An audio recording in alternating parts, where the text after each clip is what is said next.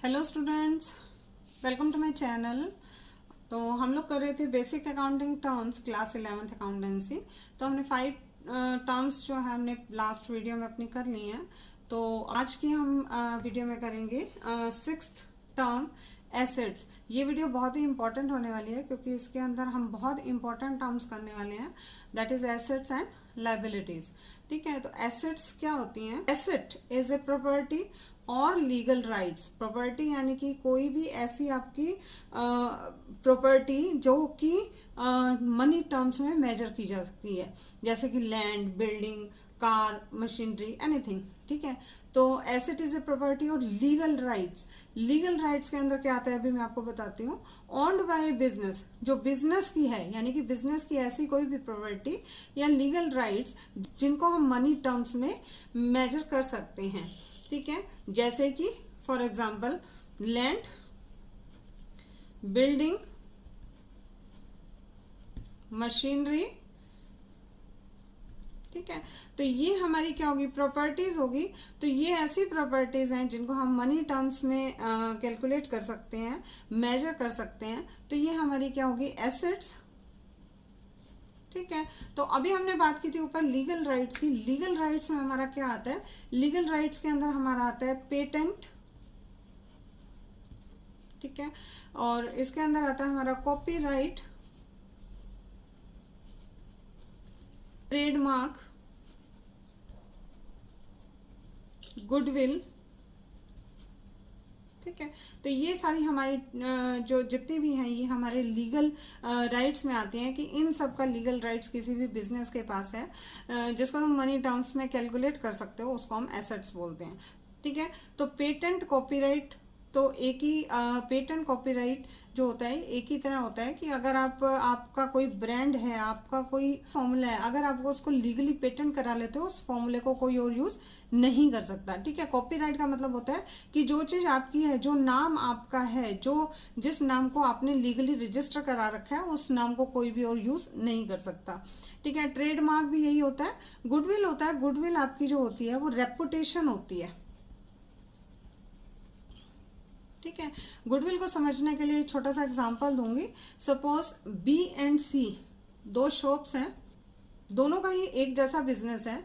ठीक है, अब सपोज बी की जो सेल है, ठीक है, वो सी की सेल से ज्यादा है। बी की सेल कम है, सी की सेल ज्यादा है। क्यों? अगर मैं यहाँ पे बात करूं कि बी की सेल ज्यादा क्यों है, क्योंकि बी जो है इसकी गुडविल, इसकी रेपुटेशन मार्केट के अंदर बनी हुई है। अगर मैं ये कहूं बी 10 सालों से मार्केट में है, 10 ईयर्स से मार्केट में है, और सी को 2 ईयर्स हुए मार्केट में आए हुए, तो 10 ईयर्स से जो उसने अपनी इमेज बना के रखी है, उसने अपनी जो रेपुटेशन बना के रखी है, उसने अपनी जो वैल्यू बना के रखी है, वो जो उसको हम कहते हैं गुडविल, जिसकी वजह से उसको एक्स्ट्रा बेनिफिट मिल रहा है। सेम प्रोडक्ट के ऊपर, सेम सेल के ऊपर उसको एक्स्ट्रा बेनिफिट मिल रहा है। सपोज सी चार्ज करता है किसी प्रोडक्ट के 100 रुपीज एंड बी चार्ज करता है उसी प्रोडक्ट के 150 rupees, that is due to goodwill. ठीक है, अब हम बात करते हैं इसकी सेकंड डेफिनेशन की। Anything which will enable the firm to get economic benefit in future is asset. तो एसेट के दो फीचर्स हो गए। एक तो that should be owned by the business. ठीक है, सेकंड, एसेट्स जो होती है वो economic benefit in the future provide करती है, यानी कि उसका फ्यूचर में इकोनॉमिक बेनिफिट मिलता है आपको। ठीक है, तो जैसे हम बात करते हैं लैंड, लैंड है, बिल्डिंग है, ठीक है, एंड मशीनरी है। तो ये तीनों एसेट्स जो हैं ये प्रोडक्शन कैपेसिटी को इंक्रीज करते हैं, प्रोडक्शन में हेल्प करते हैं। ठीक है, तो प्रोडक्शन में जब ये तीनों चीजें यूज होती हैं तो प्रोडक्शन जो इंक्रीज होगी in future economic benefit provide करेगी। ठीक है, तो अगर ये चीजें यूज होंगी तभी तो काम होगा, और तभी काम होगा तभी बिजनेस चलेगा, बिजनेस चलेगा तो पैसा आएगा, तो इकोनॉमिक बेनिफिट हो गया। एनीथिंग, कोई भी ऐसी चीज जो इन फ्यूचर बिजनेस प्रोवाइड करती है, इकोनॉमिक बेनिफिट्स प्रोवाइड करती है, and that is owned by the owner और owned by the business on any individual. ठीक है, तो उसको हम कहते हैं एसेट्स।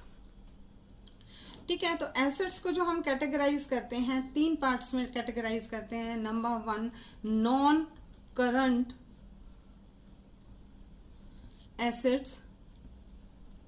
ठीक है। सेकंड है current assets,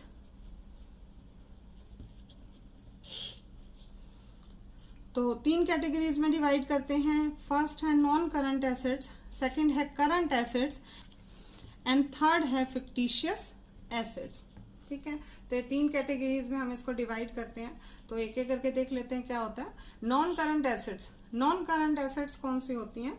non current assets के क्या फीचर होते हैं? सबसे पहले तो नॉन करंट एसेट्स जो होती हैं वो लॉन्ग टर्म के लिए होती हैं। ठीक है, मोर देन 1 ईयर, 1 साल से ज्यादा के लिए होती हैं। ठीक है, फ्यूचर बेनिफिट प्रोवाइड करती हैं, इन्वेस्टमेंट पर्पस के लिए की जाती हैं। ठीक है, जो फर्म को जो है लॉन्ग टर्म बेनिफिट प्रोवाइड करती हैं। ठीक है, तो ये तो होती है नॉन करंट एसेट्स। तो नॉन करंट एसेट्स के अंदर हम कौन सी लेते हैं? इसके अंदर हम लेते हैं फिक्स्ड एसेट्स। ठीक है, तो फिक्स्ड एसेट्स कौन सी होती हैं? फॉर एग्जांपल मैं आपको पहले बता दूं, फिक्स्ड एसेट्स होती हैं land, building, machinery, computer, furniture, goodwill etcetera.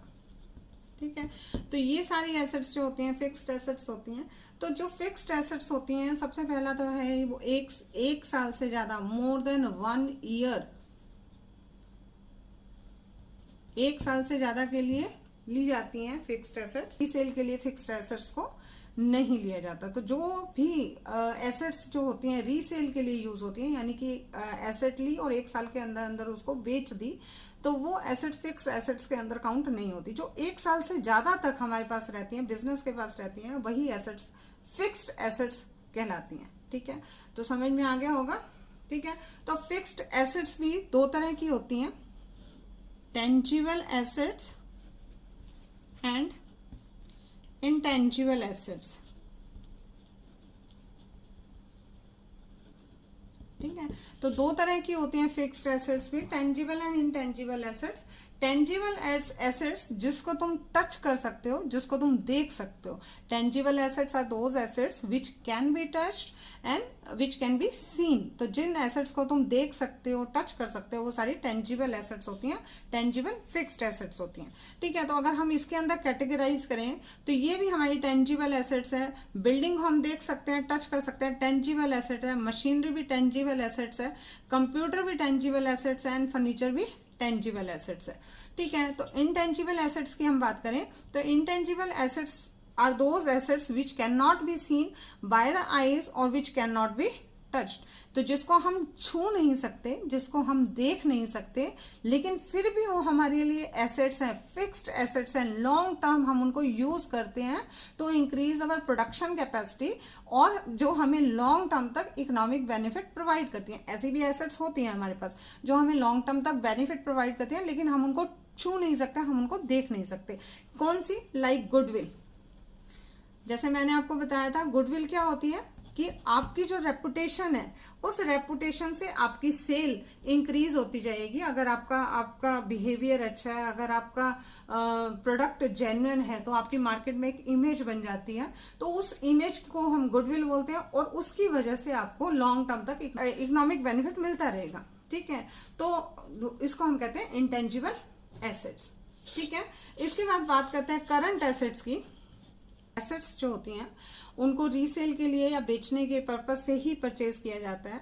तो जो विद इन 12 मंथ्स के अंदर अंदर उनको बेच के उसको कैश में कन्वर्ट कर दिया जाता है, जिनको वो हमारी होती है शॉर्ट टर्म एसेट्स। इसका सबसे अच्छा एग्जांपल है गुड्स। ठीक है, गुड्स जो तुम मैन्युफैक्चर करोगे या गुड्स जो तुम परचेज करोगे फॉर रीसेल, जिसको तुम बाद में सेल कर दोगे, तो ये उसी अकाउंटिंग पीरियड में सेल होगा, यानी कि 1 साल के अंदर अंदर ही सेल होगा। तो ये हमारी जो एसेट्स होती हैं, ये एसेट जो हमारी है, ये करंट एसेट्स होती है। ठीक है, करंट एसेट्स के और भी बहुत सारे एग्जांपल हैं, बट अभी आपको सारी टर्म्स समझ नहीं आएंगी, तो फिर भी मैं आपको बता देती हूँ। हमारे डेटर्स जो होते हैं वो करंट एसेट्स होते हैं।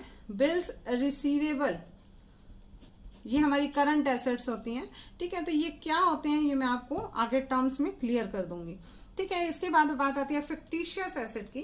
तो एसेट्स को हमने कैटेगराइज किया था नॉन करंट, करंट और फिक्टिशियस एसेट्स के अंदर।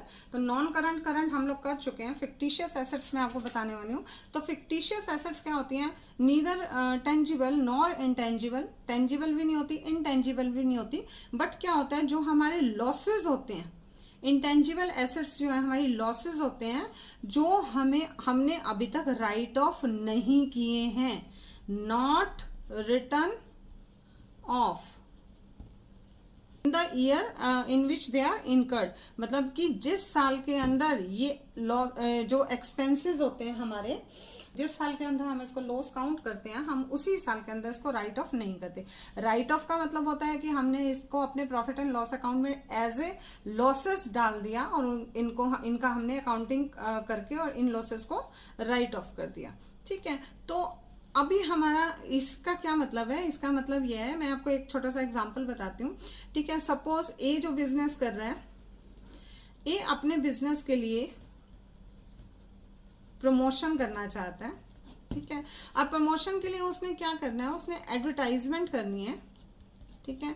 तो अब वो क्या चाहता है, वो चाहता है कि टीवी पे मेरी एडवर्टीजमेंट आए।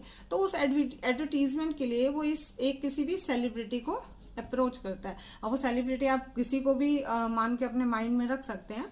तो क्या सेलिब्रिटी को वो क्या डील क्या होती है वो मैं आपको बताती हूँ।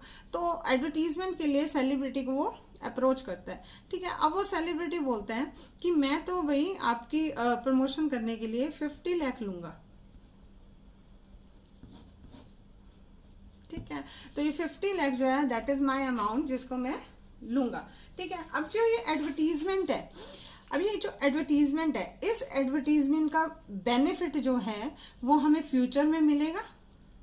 एसेट्स की डेफिनेशन क्या है, एसेट्स की डेफिनेशन हमारी है ना, देखो तो देखो एसेट्स की डेफिनेशन है ना हमारी, anything which will enable the firm to get economic benefit in future. तो इकोनॉमिक बेनिफिट इन फ्यूचर तो हमें एडवर्टीजमेंट से भी होगा, तो इसलिए एडवर्टीजमेंट हमारी एसेट हुई, लेकिन ये हमारा प्रमोशनल एक्सपेंस भी है। लेकिन वो फिक्टिशियस एसेट क्यों लिखते हैं, क्योंकि देखो अब जो 50 लाख है, अब ये एक साल के अंदर तो हम राइट ऑफ नहीं कर सकते। राइट ऑफ करने का मतलब है कि हमारा ये एक आगे जाके मैं आपको ये सिखाऊंगी कि हमारा एक अकाउंट बनता है, इसको हम बोलते हैं प्रॉफिट एंड लॉस अकाउंट, ठीक है।